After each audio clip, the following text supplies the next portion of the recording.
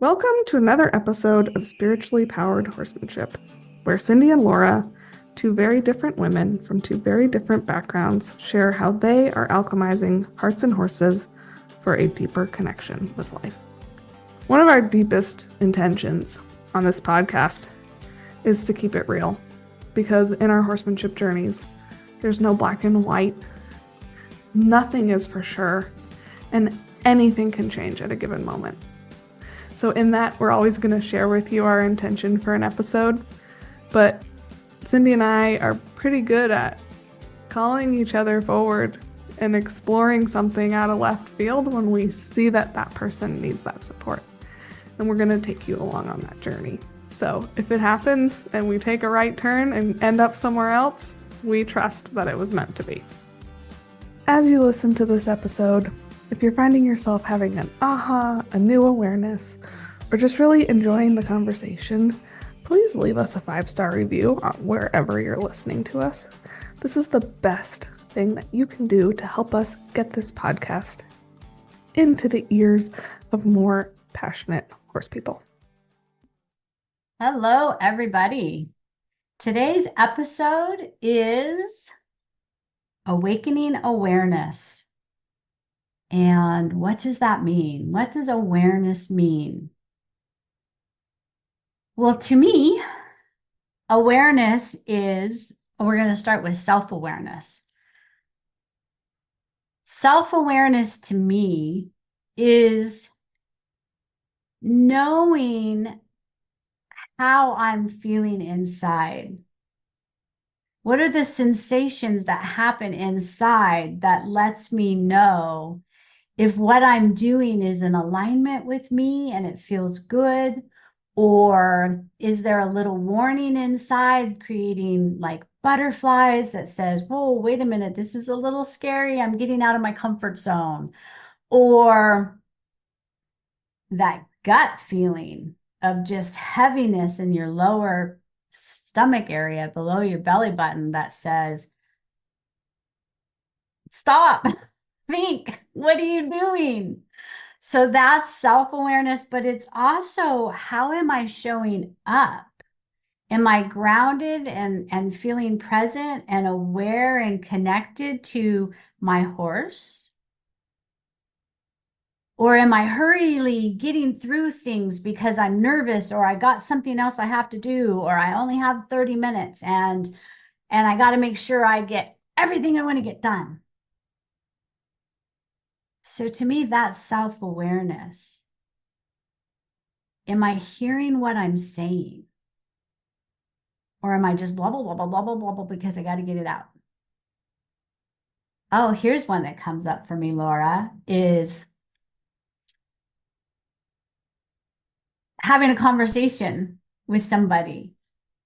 And I am so focused on what I'm going to say to them that I'm not hearing anything that they're saying. Yeah. So that's that self-awareness for me. And how often do you see that happening with a human and a horse? Oh my God. That all the time. Yeah. Because you know what? I think so many of us are not even aware of our horse. Yeah. And what they're Same. contributing to the conversation.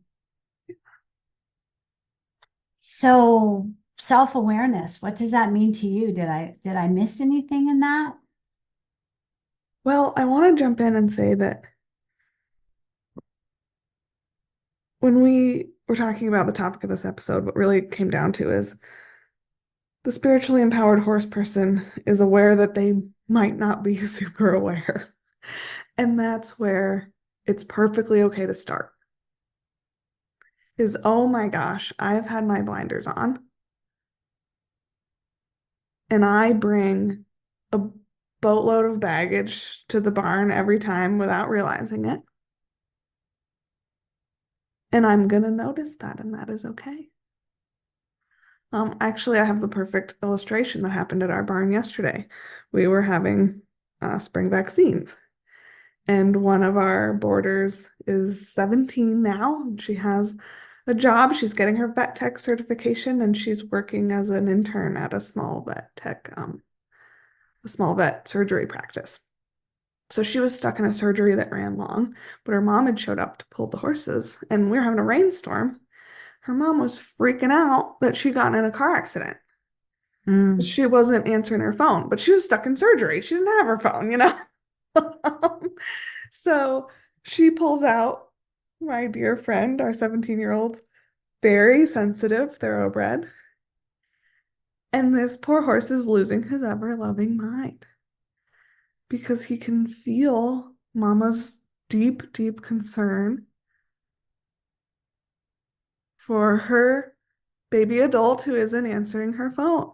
And everybody's like, what's wrong with Louie? And it's like, well, Mom's freaking out. And Louie can feel that. The moment Marley steps on the property, Louie just melts into his happy self. Oh, there she is. All's good. Like, because so did Mom. And when we understand how sensitive our horses are to our inner reality, we can have compassion for how they're responding in a given moment and take responsibility that it might be not just them, instead of being frustrated for them for not making our bad day or our uncomfortable moment better.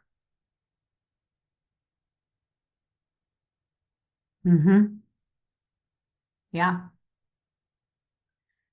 So there's the self-awareness and the awareness of our horse. Yeah. And the horse's awareness is deep So deep. because their lives depend on it. Like we talked in our past, one of our last episode, that they are sensory awareness masters because their lives depend on it. So when we come together with our horse, we have become part of their herd. And the safety of the herd depends on each member being self-aware and aware of one another. And so I think that the more that we can become aware of ourselves, that's the first step, just noticing. And when we're around our horses will give us that immediate feedback. Yes. By being aware of our horse and how they're engaging with us, if it's not normal for them, like this thoroughbred was doing, or it may even be something they do a lot with us. Before we look and blame it on the horse, taking a moment for that self-awareness and self-reflection, which means you have to be willing to be a little accountable. And a little vulnerable with yourself. A huge example is that horse that spooks at the same thing every time you go by it. Next time you do that, what's happening in your mind and your body as you're anticipating that? Right? Because Right? there's a feedback loop there, and you can take responsibility for breaking it. And that I love that because now you're talking about environmental awareness. I guess I am, yeah. You are. And what's so cool about that is, okay, this could get deep, and I'm trying to figure out how deep I want to go with this, but I have to go a little deep for you guys to understand. So let's hypothetically say, oh, do I even need to go hypothetically? Let me think about, okay, I have a client who every time they ride off the property, when they go through this specific area, the horse gets all anxious and worried and more forward moving, like wants to run through it, or sometimes will stop prior to it and won't move forward. And so now it's happened enough that the client gets in her mind like, okay, we're going to get to this spot and we're going to have trouble. He's going to give me a hard time. He's going to try to run through it, or he's going to stop and back up and back up. And I'm going to look like an idiot and I don't know what to do. And it's so frustrating. And so they're in their head. And so I don't know if you guys can feel my energy rising as I'm even talking about it, because that's what's happening in the mind when it's running a past scenario through their mind. And We it's an get energy all, of rushing. yes, because our mind lives in the present moment. So it thinks it's happening right now. That's why we love movies so much, is because we're in the movie. We're riding Black Beauty down the beach, right? So our mind gets there. So then the horse feels that, because they can feel a fly on the small of their back, or the back on their back. They can feel us balling up because we're worried about what they're going to do. So now they're worried. But it's kind of that, which came first, the chicken or the egg, right? What happened prior to starting to ride through that gate together that's got that horse balled up, you know? And if we don't have this level or this understanding to start tuning in our awareness, it could have been something that she and her and he riding through that gate, something happened right at that crucial moment, something in the environment that spooked him, spooked her, and now they're all nervous. And so it's on that, like you said, that feedback loop. Or it could have been something that the horse witnessed another horse go through And had a booger. Yeah. and booger, and now they're worried. So it's that being aware of, okay, my horse is challenged in the environment in this area. And he's aware when we go there, and I'm aware that he's going to, but are you aware of you? And so, like Laura said, something has to show up to interrupt that pattern to help you both lay down a new memory Yeah. of that experience. And it So, starts with you.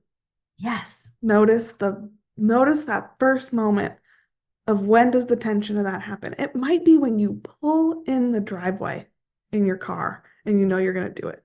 That might be the first moment. Might be as you're tacking up. It might be, it very well could be way before you think it is. And just like we want to approach our horses with compassion and patience and allow this to unwind, we want to approach ourselves that way. So just notice, like next time, if you have a feedback loop like this, and I want to actually jump in and say, it's not just a spook. There's a spot in our driveway where they feed the horses off of like a gator every night. And they stop and put the tailgate down and then walk the hay into two paddocks right where we walk the horses back every day. So there's always this like delicious little pile of hay that we have to walk over. And if I'm not aware, all I have to do is put my awareness on MJ and say, don't dive your head down and go for that grain. Two steps before we go over it. But if I'm not aware, she's having 10 delicious mouthfuls on the way, creating a big mess, dragging it across the driveway. Like, and it's on me. If I tell her no, it's a no. If I don't tell her no, she's like, open season, baby. So I feel like it would be fun to recap that. So here you are walking along the driveway and you're doing your thing. You're happy with because you're with your horse, or maybe you're in a hurry because you spent too much time with your horse. You're just there in the moment. And when you're aware of your horse and the environment, circumstances, which is that pile of hay, then you check in with yourself and call on that leadership.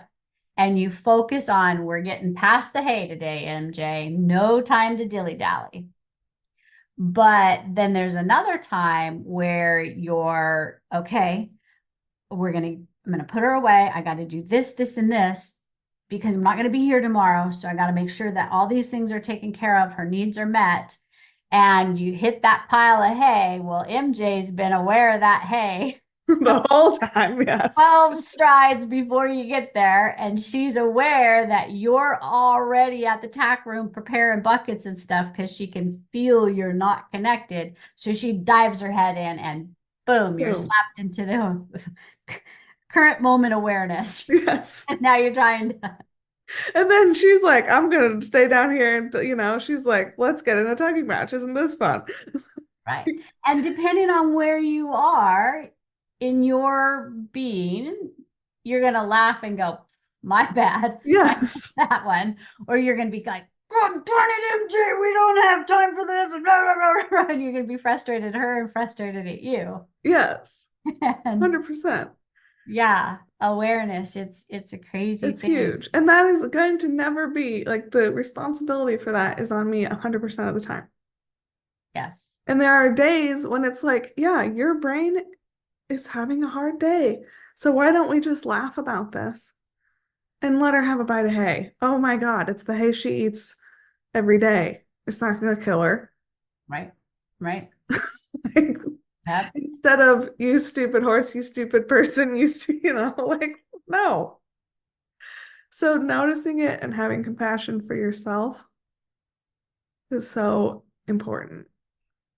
It is. It's like if there were a list of golden rules, Yeah. that is one of them. Compassion for yourself. Can you be as compassionate for yourself to yourself as you can be for your horse?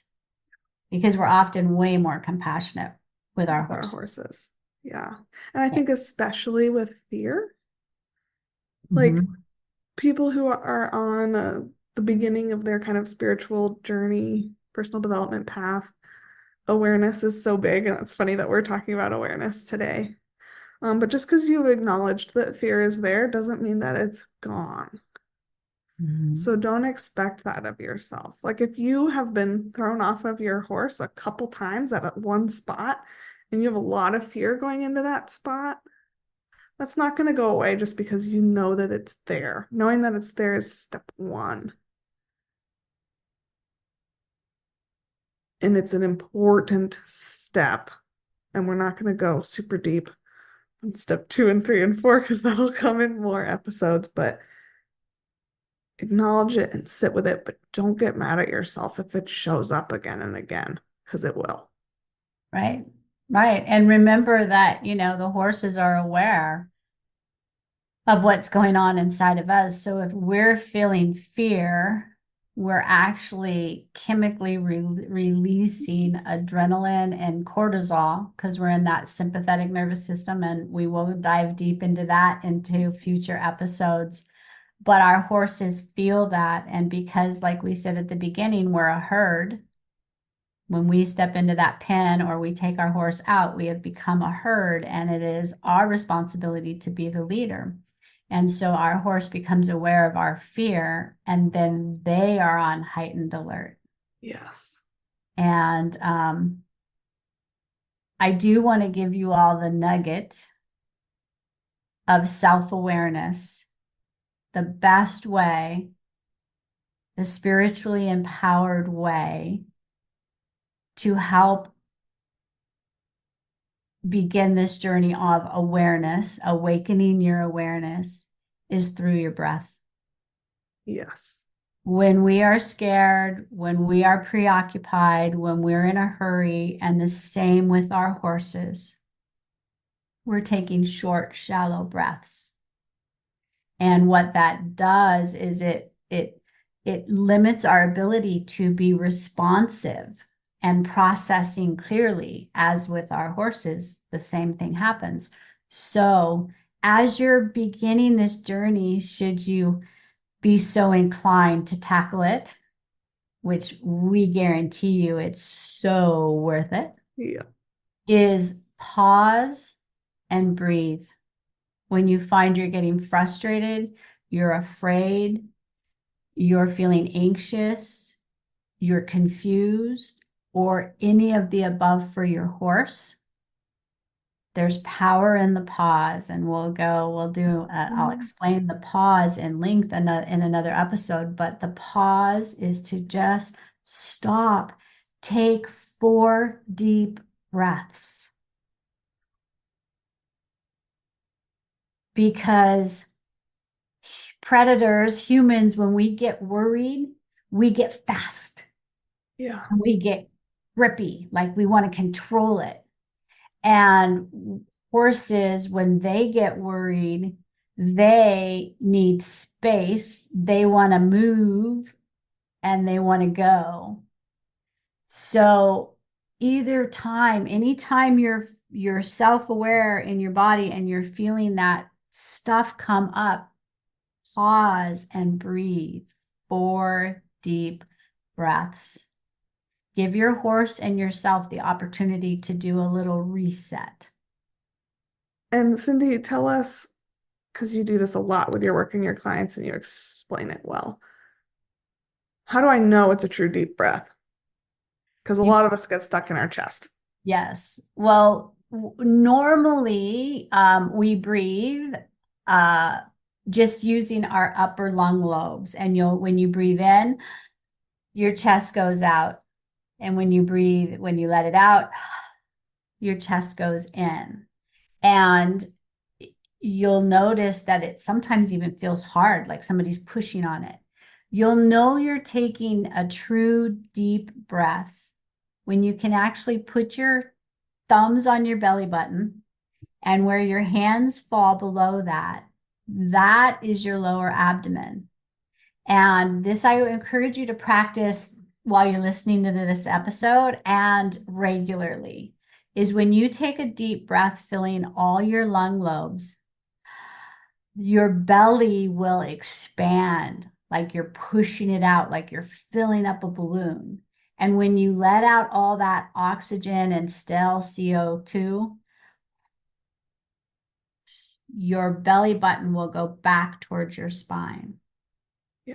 That's when you know you're taking a deep breath, filling all of your lungs. And it's as important to push all that out because most of us breathe with our upper lung lobes. So there's all this stale oxygen, SpO2 is what it is, down in your lower lung Just lobe. think of it as like gross coffee breath. Just stagnant, gross coffee breath sitting down in there. Yeah. And when you let it out, the first few times that you practice this, you guys, you will get lightheaded. Oh, And a lot of times that will actually trigger that fear response inside our nervous system. But what I want you to realize is when you breathe like that and you get dizzy, it's because you're giving your body, your brain, and your blood the oxygen that it needs to be at its optimum. So the goal would be to, yes, I feel lightheaded. Oh, I am clearing all that old oxygen out of my lungs. I'm making my lungs healthier because I'm expanding them. And the more I do this, the clearer I think. And the clearer I think, the more present I am. And my partner standing next to me or underneath me feels more grounded and more present and confident in us as their leaders. yeah. So Cindy works a lot with the term inclusive leadership. And I want to bring that in right now because it's important. Um, you've probably heard, if you've studied Western natural horsemanship, reward the try. And we want to reward when our horses try. You guys, your horses are going to do the same thing for you. And an inclusive leader is an honest leader. So let's say you're dancing with fear because you're going to go ride your horse somewhere where you've been thrown off before. And you're practicing your self-awareness. And you notice 100 feet out, oh, there's that tension. There's that fear. An inclusive leader is going to honestly say, okay, there's the fear. They're not going to stuff it down and hide it. Yes, you want to be a confident, grounded, perfect leader for your horse. That's the goal. But reality is you're not going to be that everywhere. And your horse knows. Your horse knows if you're lying to yourself. Your horse knows if you're lying to you. And that scares them more than if you say, oh shit, I'm scared right now. And you give yourself that opportunity to take those 4 belly breaths and be in the fear. That is what an inclusive leader does. An inclusive leader doesn't say, I'm going to rush through it as fast as possible and get this over with. And then your horse is rushing and your heart is in your throat, and that pattern will continue to get worse until you get thrown off again. So powerful. You know, you hear a lot in the horse world. Fake it till you make it. Oh, Please, please, if you are trying to fake it, you're only fooling yourself yeah. because your horse knows what you don't know Yeah. because they are aware of they have human awareness. Yes. We want horse awareness. We want our horse awareness to become as keen as their human Human awareness. Yes. And Laura and I are both in aligned when we come to this about horses.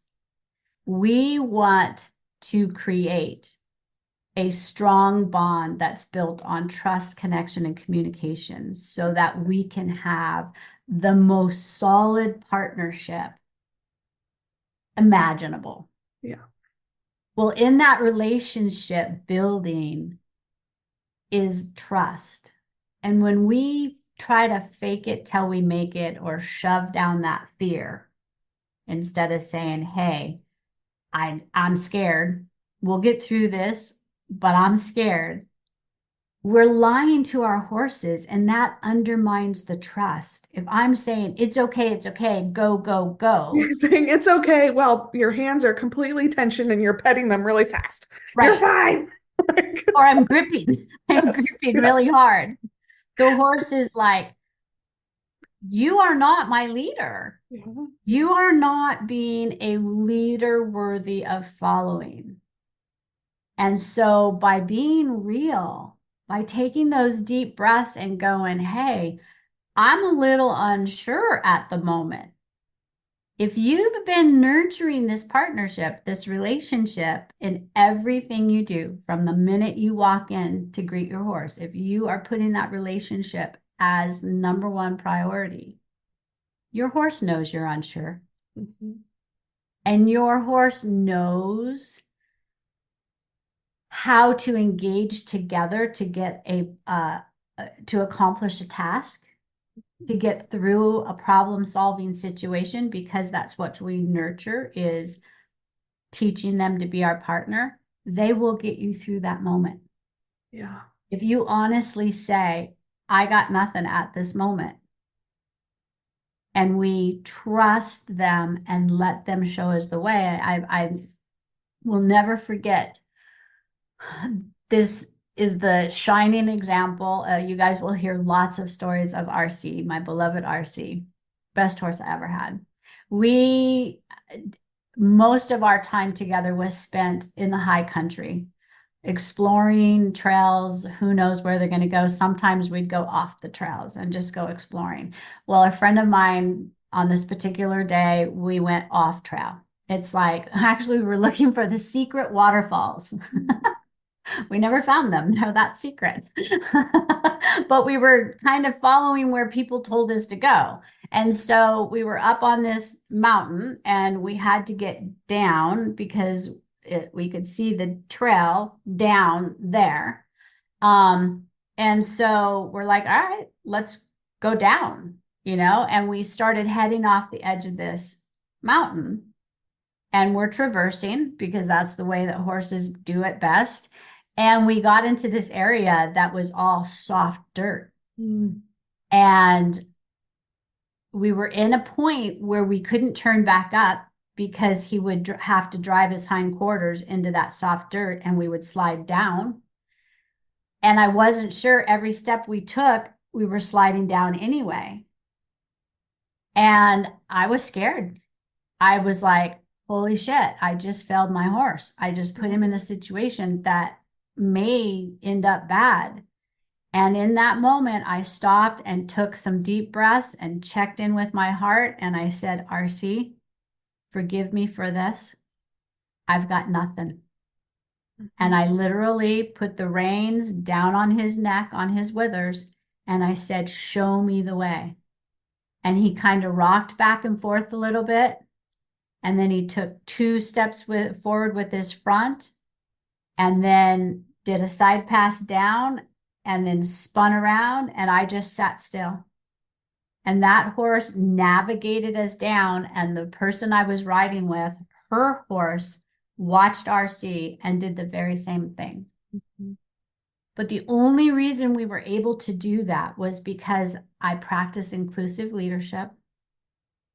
I was aware of me and aware of him and aware of our environment. A little too late of the environment. I admit it was bad. It was a bad call.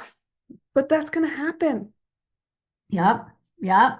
And he and I had spent our entire relationship together being partners. I set up a situation in the round pen, in the arena, on flat land, and then I let him figure out how to resolve it. Absolutely. Yeah. Yeah. Oh. It's just huge. Like when you have that moment, when you have to surrender to your horse, I have effed up, and you surrender to your horse, and they do something that you never thought would ever happen. Like your heart is the size of your whole body, Mhm. and they feel that. That is like, that was, even though you wish you never would have been in that situation, that was probably one of your defining relationship strengthening moments with your horse. Absolutely. Yeah. It took it took so much self-awareness and self-surrender. I had to admit that I was scared, Mm-hmm. try to relax enough that I didn't get in his way, and not second guess him. Right. Like, Because at my any work here is moment, done. yeah, at You any are, moment that I would have second guessed him and interfered in what he was doing by touching the reins or touching him with my leg, it could have created a complete disaster. yeah. And if there was any question in your mind that he might wanted to left you on that hillside instead of get you out, you wouldn't have been able to do that. Mm-mm. Like, I have to know every time I get on my horse that if I come off, it's because I screwed up. I know my horse would never, ever intentionally buck or rear, or, nothing that she does is because she has animosity toward me ever. Right. And if I ever questioned that, I would never swing a leg over. I would work that out first because that's on me. I created that. Horses don't just decide they hate you and they want you off. Something along the line broke Yes. and we have to fix it. Or even in that moment, you're not aware of what Yeah. you're doing. Right. And you're trying to control the situation so much that they have to get rid of you. You put them into self-preservation mode Yes. Yes. because you're so unaware of Yeah. yourself. You're lacking such you're lacking self-awareness so badly. Yeah. So I guess what we should help in this part of our podcast is, how do you become aware of your horse? Yeah. So there's some things that you can watch, and I would love to have you guys watch and give us feedback, is their eyes tell you a lot. Mm-hmm. Their upper eyelid, their eyes are shaped like beautiful almonds. And if their upper eyelid is creating an upside down V and it's got wrinkles, they're worried. If they look like they're staring at something and they're not blinking, take a moment for environmental awareness. Is there anything that I really need to be aware of? And if it's not, your horse may be what we call going inside themselves, which means they're really uncomfortable. They're really scared. And that is not a horse that you want to go up and pet.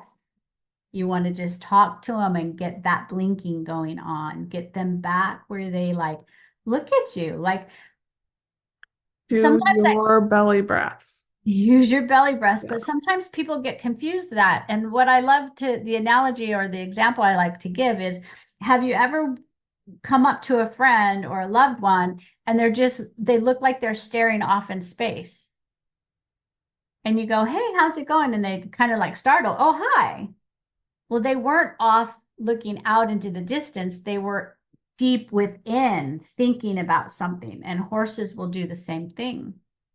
Their ears, when you're tacking up or you're riding, I do this especially with horses when I first start introducing them to the trail and they're out of their comfort zone, what are their ears doing? Obviously, are they perked forward? Is one left, one up, one straight, one back? Are they out to the side, what I call Eeyore, which is a little worried? Are they pinned back? Those are all obvious, but what a Or are lot they tense or are they flopping? Like when right. MJ's really happy going on the trail, her ears are like jello. Yep. And so when I'm riding the new horse, I'll just reach up there and gently touch their ear. And if that's soft and floppy, then I know that they're not super bothered. The other one is their lips. Are their lips pierced? Pouty lips. I have a couple that do what I call the parrot lip, where their upper lip, like in the middle, is pointing out like a little parrot lip. And the other one is almost sunken up underneath, the bottom one's sunken up underneath the top one because they've got them pierced so tight. And you'll often see the veins in their face just bulging because they're holding that tension. Right? That Yeah. tendon, right? At Yeah. the crease of their mouth that All goes the up way up. alongside their nostril. If you see that protruding, that horse is tense. Hmm. What about their neck? Head position. Is that what you mean? That, Yeah. yeah. I mean, you can have a horse who's got their head up and alert and their neck is flexed. I mean, their muscles are working, or are they tight and rigid? You know? Um, And even their feeling your animal underneath you when you're riding. There's a distinct feeling that your body picks up on it already. I know it does. But is your brain acknowledging it? When your horse is bothered by something, all of a sudden you feel like you're riding a hard rock instead of a supple, responsive being. So that's beautiful, Laura, because that brings us to that moment. You're using all three awarenesses. Are you self-aware of how you're feeling inside? Are you calm? Are you comfortable? Are you alert but not anxious? And are you aware of your horse underneath you? You can see all those things in the head that I just pointed out. The other thing is, can you slightly bend their head, their nose? Can you slightly tip their nose left and right? If they want to be stiff, straight, and strong, you've got a worried horse. Yeah. And like Laura said, can you feel them underneath you where they're soft and relaxed or they go tense? And if you don't know how to feel that, walk your horse in the arena and then pick up on their reins and tighten up a little bit and squeeze them to make that transition into a trot. And as they respond to that, you're going to feel them tighten up underneath you. They have Yeah. to engage that next movement of gait into that stride of a trot. Practice that simply to feel what you're feeling underneath your legs, in underneath your butt. What do you feel? That's self-awareness and horse awareness.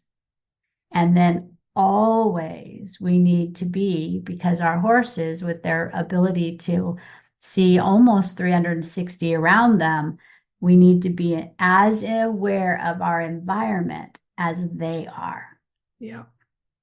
And their confidence in you will grow so much when you do that. Like, and that really brings me to one of my biggest pet peeves is like, oh my God, he's scared of a plastic bag, stupid horse. Yeah. That does nothing for your horse. Oh, I see that plastic bag too. I get that you're scared of it. Watch me be not scared of it. Yep. That is such a more empowering way. And then when, you force your horse by the plastic bag and he bucks you off, well, you set yourself up for that to happen. Mhm. Instead of acknowledging the fear and using your powers of awareness to help them overcome it. They don't have, Cindy and I were talking about the flaws of the frontal lobe before we hit. They don't have a frontal lobe. They don't know what a plastic bag is. They don't go grocery shopping. Many That's of not them know, fair. many of them know it because people will tie it onto the end of a stick and shake it to drive them, Yeah, desensitize them, and flood them. yeah. So yeah, Which we need to talk about too, but not today.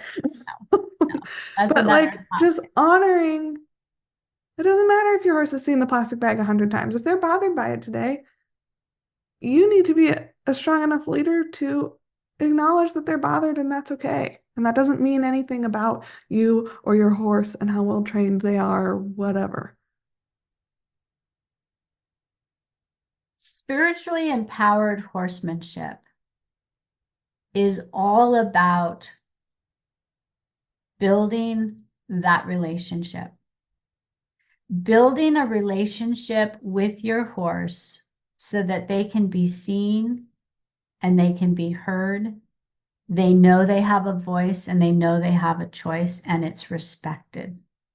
An inclusive leader is spiritually empowered because they recognize the strengths and the weaknesses of every team member. And they work to bring out those strengths and they work to help that individual learn how to emotionally regulate around their weaknesses, which then eventually either become a nothing Mm-hmm. or become one of their greatest strengths. Yeah. So, is there anything else that I'm missing, Laura? Okay, I want to leave everybody with a very practical challenge. Hopefully, you've identified something in your routine with your horse that has a negative pattern throughout this conversation. So the next time you're entering this pattern, you're going to start with your self-awareness. Where's tension in my body? What's coming up? When did it happen? Go to your 4 belly breaths. Be with that. Then you're going to turn to your horse awareness. Are they in, basically we just described freeze, flight, fawn, fight. Where did that come up? And how can I better support it? Not how can I squish it down and make sure it never happens again? Not how can I rush through it? How can I better support it?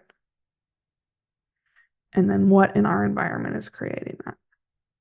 And the environment, we're trail riders, so we're not going to be running around and catching every loose cow and kicking every loose dog. Like your environment is the biggest out of your control one. I'm not saying I want you to go pad your barn. I want just how can you build your self-awareness toolbox and your horse awareness toolbox to exist better in your environment.